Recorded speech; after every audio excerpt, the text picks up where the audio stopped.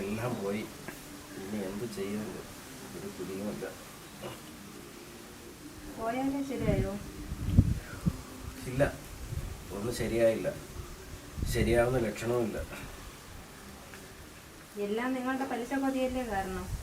അന്യ നാട്ടിൽ കിടന്ന് കഷ്ടപ്പെട്ട് ഉണ്ടാക്കിയതെല്ലാം നാട്ടുകാർക്ക് കൊടുത്തു തീർക്കും.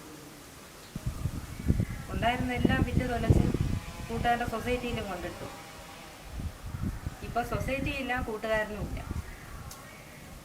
സൊസൈറ്റിയിൽ പലിശ കൂടുതലിട്ടുണ്ട്. എനിക്കൊന്നും അറിയണ്ട. എന്ത് പറയാൻ, പറ്റേണ്ടതിനെ പറ്റി ഇനി ഒന്നും പറഞ്ഞിട്ട് കാര്യമില്ല.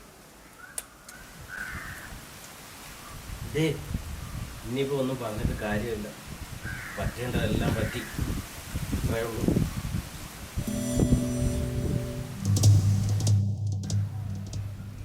ഇനി എന്തൊരു ചെയ്യും? ഉണ്ടായിരുന്ന ലക്ഷണം പോയി.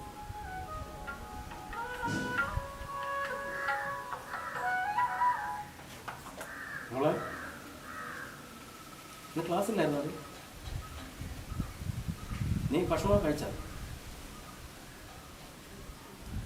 എന്ത്? നിനക്ക് പഠിക്കാനുള്ള കാശിന് ഞാൻ ഇനി കഷ്ടപ്പെടേണ്ടത്? പിന്നെ നിനക്ക് പഠിക്കാൻ ഞാനല്ല വേറെ ആരും കഷ്ടപ്പെടാനോ? എന്തോന്ന് സ്കോളർഷിപ്പ് കിട്ടിയതോ? Future expectation organisation. എത്ര രൂപ കിട്ടൂടി? പഠിക്കാനുള്ള ഫുൾ എമൗണ്ട് കിട്ടുമെന്ന്? ആ, അത് കൊള്ളാം. ആവു, രക്ഷപ്പെട്ടു. മക്കളെ, ഞാൻ അമ്മയ്ക്ക് ഫോൺ കൊടുക്കാമേ. ഇങ്ങ് വാ, ഇതാ മോളെ വിളിക്കുന്നു. എന്താ മോള്? ആ മക്കളെ, സുഖം തന്നെയടി. ഭക്ഷണം കഴിച്ചാ? പഠിത്തമൊക്കെ എങ്ങനെ? ഓ, സ്കോളർഷിപ്പ് കിട്ടിയാ? ആ,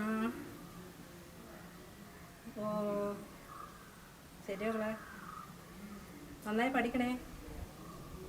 ഇവിടെ വേറെ വിശേഷങ്ങളൊക്കെടി? ശരി മക്കളെ, ഞാൻ അച്ഛൻ്റെ കൊടുക്കാം. ശരി. വയ്ക്കാണോ? ശരി, എന്നാ നന്നായിട്ട് പഠിക്കണേ. ഓ, സ്കോളർഷിപ്പ് കിട്ടിയത് എൻ്റെ കൊച്ചിൻ്റെ ഭാഗ്യം. മനുഷ്യ, നിങ്ങളെ കൊണ്ട് നശിപ്പിച്ച കാശെല്ലാം തിരിച്ച് കിട്ടുമോ ഇനി? എന്തെങ്കിലുമൊക്കെ കിട്ടുമെന്ന് പ്രതീക്ഷിക്കാം. സൊസൈറ്റി അഡ്മിനിസ്ട്രേറ്റീവ് ഭരണത്തിലായിട്ടുണ്ട്. ആൾക്കാർ ലോണ് തിരിച്ചടയ്ക്കുന്ന മുറയ്ക്ക് ഡെപ്പോസിറ്റേഴ്സിന് കാശ് കൊടുക്കാനും തീരുമാനമായിട്ടുണ്ട്. നമുക്കും എന്തെങ്കിലുമൊക്കെ കിട്ടുമെന്ന് പ്രതീക്ഷിക്കാം. ഈ പ്രതീക്ഷ തന്നെയല്ലേ ജീവിതം.